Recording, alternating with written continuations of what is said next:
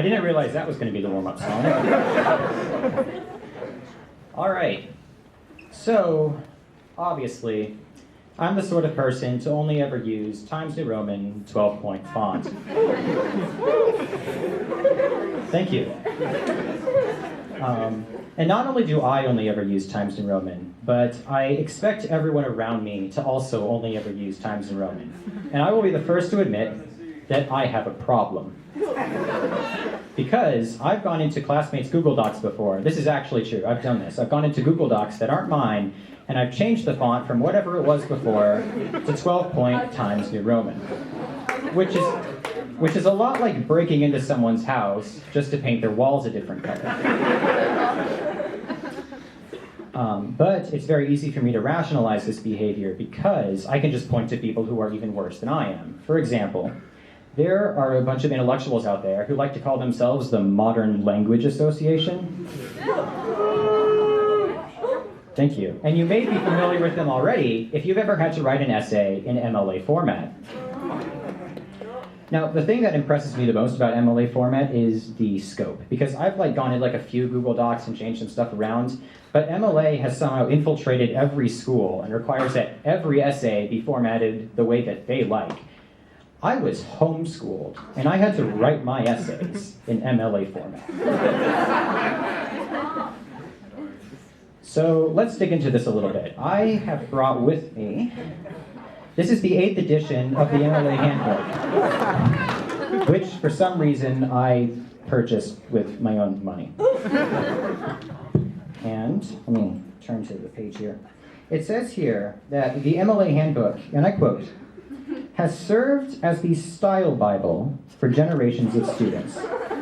And isn't it a little bit weird that the MLA Handbook refers to itself as the style Bible for generations of students? Who says that about themselves? That their opinions on formatting are the equivalent to the teachings of the Holy Bible. Because what even are these teachings? Let's dig into this a little bit. Suppose you want to quote something from another work in your essay. Well, you put the quoted passage in quotes, obviously, followed by the author's last name and the page number of the quote in parentheses after the quote. Now, if the quote ends at the end of a sentence, and this is very important, you put the period not after the quote itself, but instead after the parenthetical citation that comes after the quote. All of this is assuming that the quote is under 4 lines long. Obviously, if the quote is 4 lines or longer, you're not going to put it in quotation marks, you stupid idiot. Rather, you're going to indent the entire thing exactly 1 inch from the left margin of the page, and you're going to put the period before the parenthetical citation. So period after citation if the quote is short, period before citation if the quote is long. No one said these rules have to be consistent. It's not your job to question them. It's your job to obey. And then we get to the works cited page. When you're citing a written work, it's entering the works cited page to be written exactly as follows. The author's last name followed by a comma, 1 space, author's first name followed by a period. Then 2 spaces, not 1, then the title of the book in italics, followed by a period, another 2 spaces, and the following list of things in the following order, separated by a comma and 1 space each. No, I'm not done yet.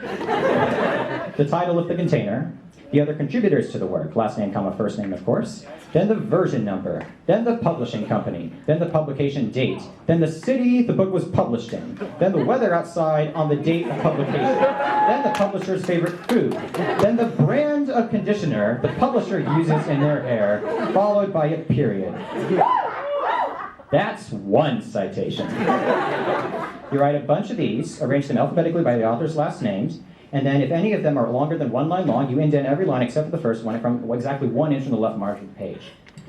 And if you fail to follow any of these guidelines to even the most minute degree, the MLA has an army of high school English teachers ready to crush you and your essay into the ground before they allow any dishonor to befall the MLA. But it's not like you have a reason to not follow these guidelines. After all, a student who follows MLA format is a happy student. These rules are good, and they're here to make your writing better. It's an honor to get to follow them. Now, so the American Heritage Dictionary of the English Language, 5th edition, defines a cult as an extremist religion with its followers often living in an unconventional manner under the guidance of an authoritarian and charismatic leader. I'm not going to say that the MLA is a cult, but it's not for lack of trying. And at this point, I'd like to talk for a little bit about how the MLA came to be what it is today. Because nothing says stand-up comedy like an oral history of the Modern Language Association. I know this sounds like it's going to be boring. So,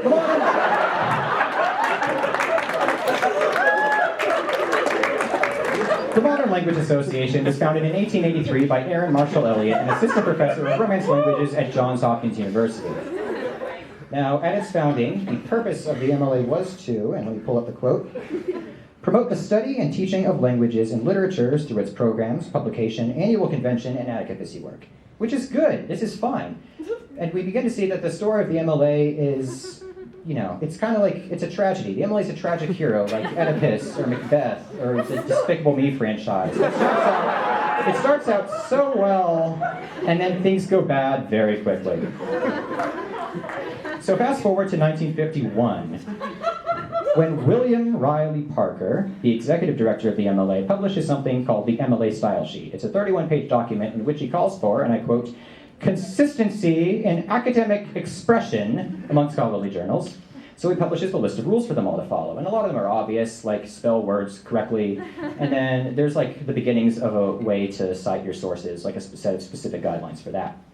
And the MLA Style Sheet was a hit. Like 80 different scholarly journals started using it, and interestingly, a number of universities started requiring their students to use it as well.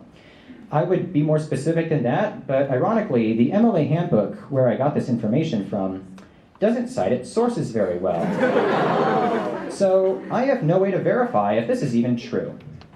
But if it is true, then I think that this is the turning point of our tragedy, because the MLA saw that their little rules document was doing well, and everyone is following and writing essays the way that they want, and they wanted more. So, they revised the MLA Style Sheet in 1970 and again in 1977, when the first and second editions of the MLA Handbook come out. It shoots up from 31 pages to 163 pages to 221 pages. That is 220 pages too many for how to format an essay. Even better is they started to focus less on scholarly work and more on student writing in particular, because the papers that really need regulating are Philosophy 1000 papers written by a freshman Lambda Chi, hungover 30 minutes before the deadline. But now, I think the funniest part about all this is that since then, the MLA's just been updating and revising their handbook like every 5 years or so. This is the 8th edition of the MLA handbook, because the thing that any holy biblical text desperately needs is constant updates. Furthermore, this is already out of date, because the 9th edition just came out. So all the rules I was talking about earlier are now wrong, and you have to learn the new rules now. Did you honestly think you would ever finish learning the rules of MLA format? The Modern Language Association isn't done with you yet. They want your full and undivided attention as they continue to tell you all about their ever-changing preferences on how to write your essays, and we're going to continue to listen to them, because once again, a student who follows MLA format is a happy student. That's it for me. Thank you all so much.